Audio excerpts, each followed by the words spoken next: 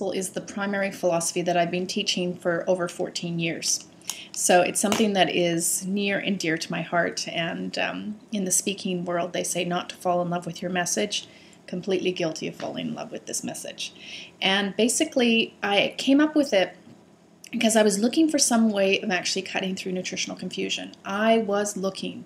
At the time, I was the Victorian Chair of Nutrition Australia, and I would get the Asian Pacific Journals of Clinical Nutrition, and there would be all kinds of really credible research done. That one journal would actually have in it different articles that would actually conflict with other peer-reviewed journals that were well respected, and the information was really confusing. And I thought, this is crazy. If I'm working in this world, if I'm living in this world, and I get confused, how does the average everyday person who's just wanting to provide dinner for their family, how are they meant to get clarity? And I was out on a walk one day, and the idea came to me, whether I downloaded it or nature provided it or whatever. I could see it. I could see this hierarchy in nature that I'd never been taught and never had seen before. It was just like, then it was really obvious. And it's one of those things that Schopenhauer used to say, that all great truths pass through three phases. First, it's ridiculed. Then it's violently opposed, and the third phase is it's declared self-evident. Now, when I first started teaching Nature's Principle, this is in the 90s, I had dietitians and nutritionists literally violently shaking, angry that I was actually making such a suggestion, asking, what are your references for that kind of thing? And I'm just like, well, nature is the reference for it. And so I definitely went through the ridicule and violent opposition stage. And now when I teach Nature's Principle, people are just like, well, yeah, duh. But when I first started teaching it, it wasn't self-evident to a lot of people. And it's because the world that we're living right now and the prescriptive kind of approach and the whole nutritional marketing is really at odds with nature, because you don't make a lot of money out of marketing nature. And so Nature's Principle is really just looking at that which is most abundant on the planet. So nature tells us what to eat, in the quantities to eat it, and by how easily it's obtained in nature. So that which is most abundant, we're meant to have most of. Harder to obtain in nature, we require less of it, and it's harder to work for, and it's usually higher in energy, or we require less for it, so nature makes us work harder for it. So if it's higher in energy, we're actually working off the calories to get it. So you create this real balance, which is why there's no obesity in nature. And with the foods that are harder to obtain, nature makes you work harder for it, so you're actually going to eat less of it. And so it creates this beautiful kind of balance within nature. Now, the third group, which I often refer to as part of Nature's Principle, is how we've actually evolved to eat. And it's basically, if you cannot find a food in nature, if it's been man-made or processed in a way that you could not actually replicate it or make it in a natural environment, not only do you not need it, it's most likely harmful to the body and the environment. And I found this to be the case. So Nature's Principle is nature tells us what to eat in the quantities and how to obtain it, like when to obtain it in nature, by how available it is in a natural environment. So it really means that depending on where you are in the world, what you're going to eat is going to vary. And interestingly enough, although as human beings we have the same basic requirements, there is the allowance for variation. And humans have adapted to eating in very sparsely they've adapted to eating in environments that have very sparse amounts of nutrients, and yet they can actually be eating much healthier than the person who actually grows up around supermarkets with plenty of what we call unreal food, as we'll talk about in the lethal recipe, and not be as nourished as someone who's like in the Arctic and most of their 80% of their diet actually comes from seal blubber. Okay, not recommending that diet. Definitely wouldn't want to eat it myself, but eating closer to nature is always healthier than eating a highly processed diet. Okay, so let's go into the mechanics of actually understanding the hierarchy of what it is we're meant to be eating. You know, when I first started teaching this, it was like an epiphany to me that air was our most bioavailable nutrient. Okay, if you've watched the webinar, you would know this, and this is kind of a deeper review of the concepts. But most nutritionists that I teach today or even just highly educated people, when I ask them what our most life-dependent nutrient is, very few people say air. Very few, like, I'm talking 1 or 2% people say air. Most people will say water, because we don't even think of air as a nutrient. It's kind of like the fish goes, what's water? It's like it's everywhere, okay? But we are life dependent on it. And if you think about the definition of a nutrient, it's that which is required for growth, okay? Nutrient is something that's required for growth. Well, there isn't a cell you have in your body that isn't dependent on air to actually grow. And in fact, when you deprive your cells of air, the cells die, and it actually doesn't energize us. So that energizing, nourishing and protective factor is very much dependent on air. And fortunately, air is found everywhere. So you don't have to wake up in the morning and go, where am I going to get my air from? Well, at least not yet. Okay, so air is our most bioavailable nutrient, and it is the one we are most life dependent on. We can't survive seconds, if not minutes, without. Okay, so the second most abundant nutrient on the planet is actually water.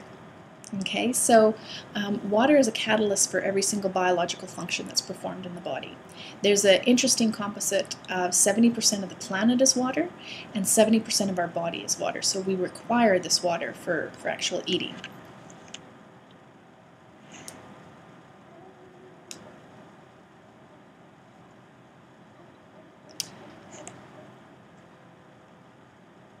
So water is a catalyst for every single biological function on the planet, okay?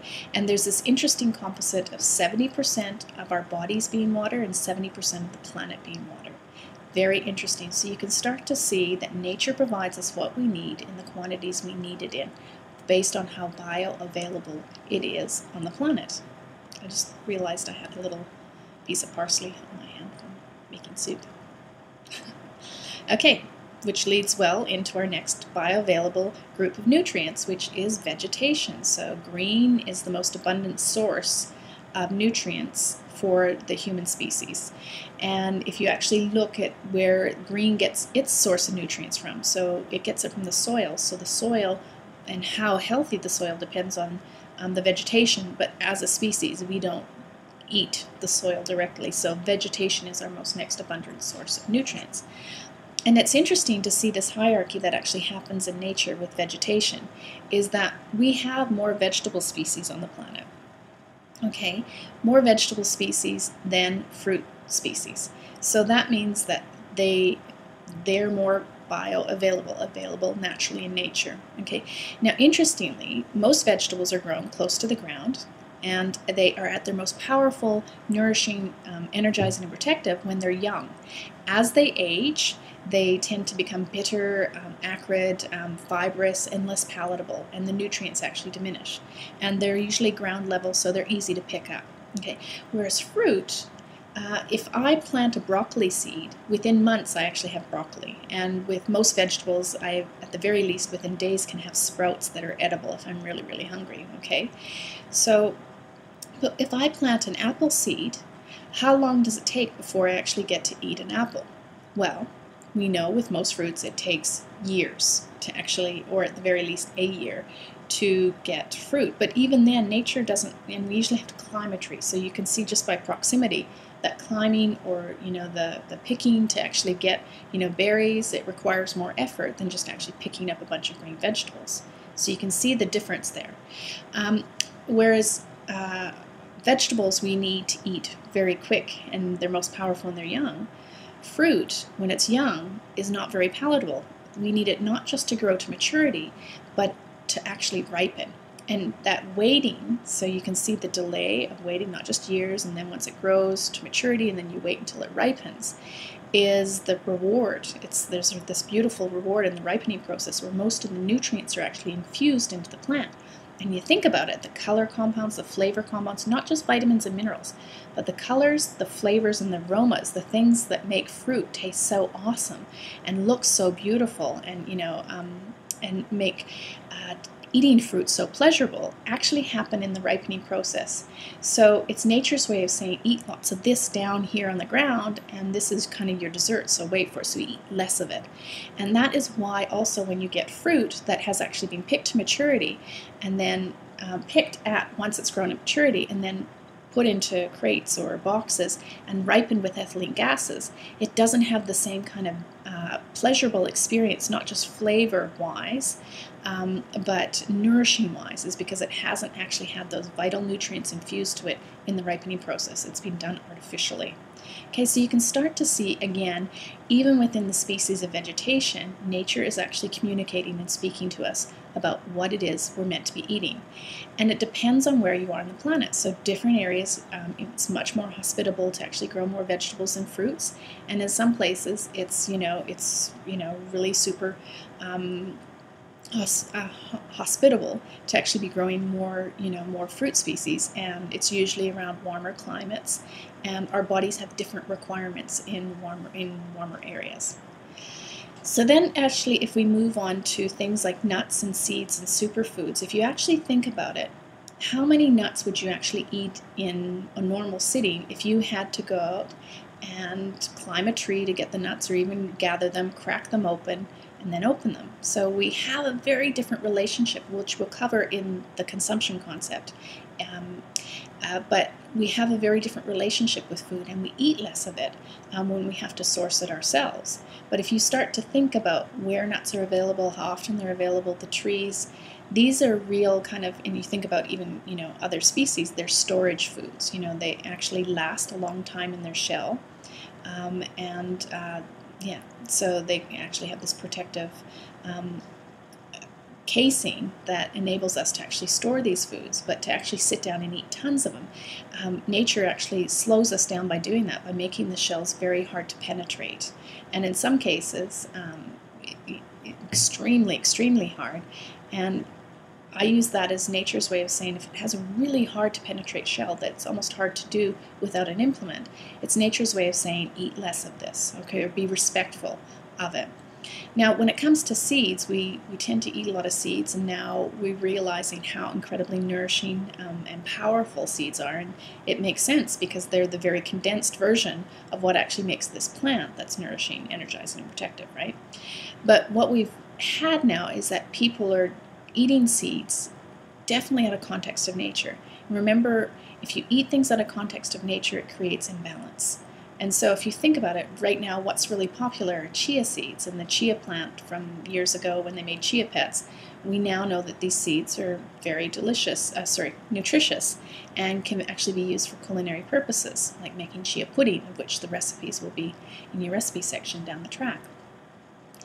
But if you think about it naturally, we need to start to develop a sensibility around what we're eating. There's certain streams of thought that say if you eat too many nuts, you can actually become a bit nutty. If you eat too many seeds, you can become a little bit seedy.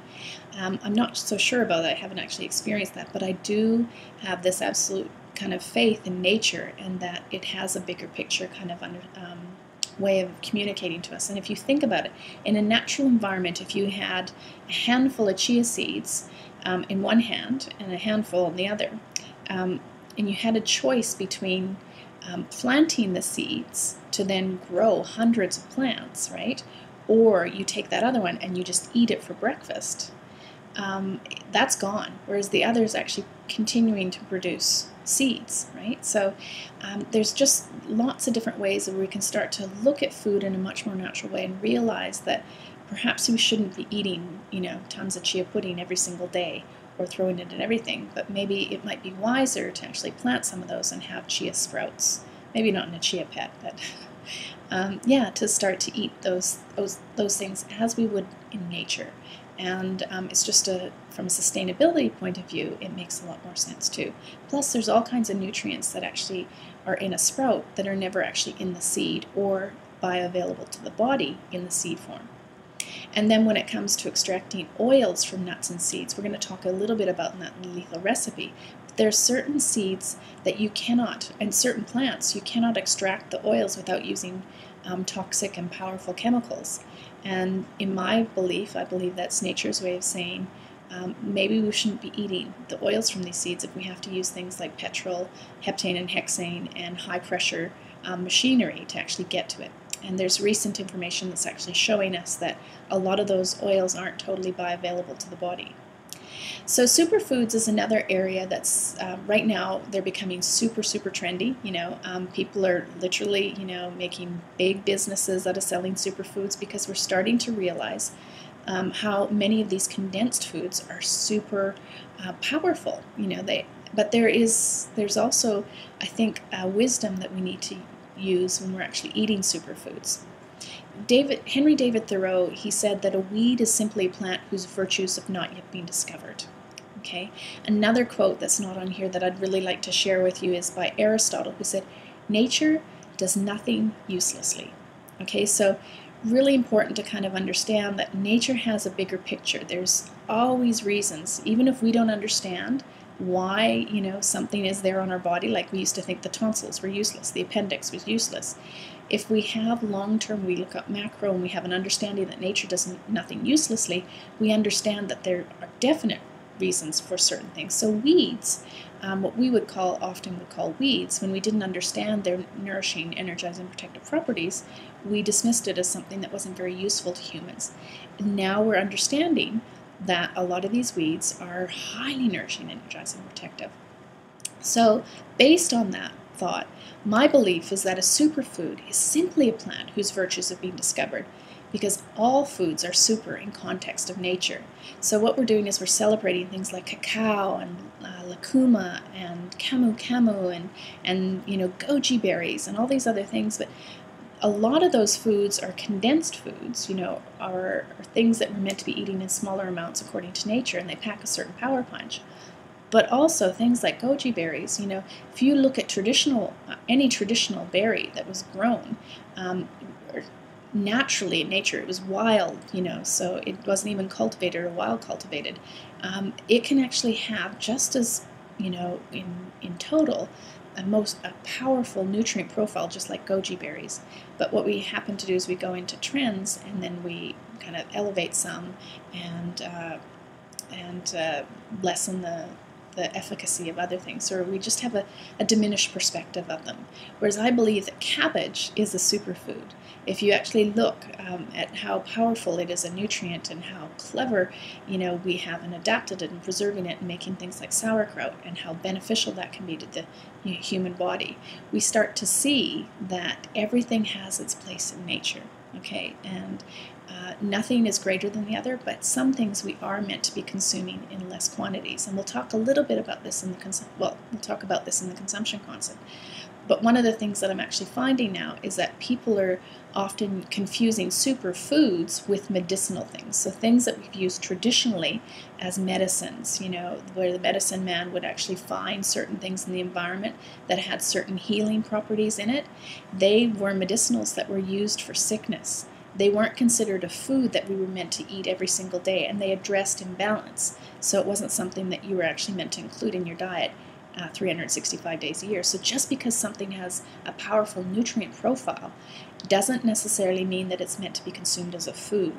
So now we're eating foods out of their natural context. So things like, cacao, and we talk a bit about this in the consumption concept. How much would you actually eat if you had to actually break off the pods? Would you be actually eating it in its natural state? If you did, and what we're actually eating now, is it very natural? And what I found is when I first came up with this, observation, is I was at a conference where they had this person who was making all these smoothies and elixirs, superfood elixirs, and they were literally putting dozens of ingredients of these kind of superfoods and medicinals all together in these kind of beautiful tasting, smoothies and shakes and things like that. But what I found was that when I was having them, they actually stocked my body up. So I wasn't actually having a proper elimination cycle with it. And when I started to ask a lot of other people, they started to report the same things. And students that I would be teaching would be reporting, I'm eating all these superfoods, but I'm not actually feeling that great. I felt good when I first tried them, but now that I'm eating them every day, I'm not kind of feeling so good, and I'm not actually eliminating that well.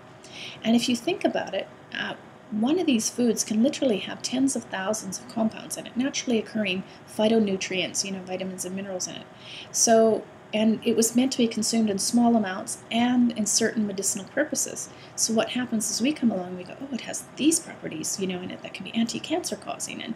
And so we throw it into a smoothie with 20 other ingredients that have all different kinds of, potentially healing properties. But what we haven't done is we haven't checked the contraindications, just like if we were to take prescription drugs with a bunch of others. They all react differently, and how they interact with each other, and depending on your human body, the possibilities are actually endless. And so I think we need to actually kind of pull back and really show some wisdom here to understand what is a superfood. Is it a condensed food in nature, like that's the term that I'm using for all these really condensed nutrient foods. Okay, whereas cabbage food, I'm saying it's a superfood, but it's not a nutritionally condensed food. It's more like an everyday kind of superfood. We can handle it in larger amounts than something like cacao, or something that's found in a very small seed, or a medicinal plant. And then understanding that some medicinals are appropriate for certain times of sickness, but they're not appropriate for food. And some superfoods are appropriate in small amounts, and also can have seasonal implications to them. So some might be better, in summer and winter, fall. And I know right now it can be really overwhelming and confusing, but what you really want to go back to is just kind of having more of a kind of just a gentle approach to it, and just starting to understand. And as we go into the modules where you're learning to listen to your body, it will go another level and layer deeper to help you understand what it is, and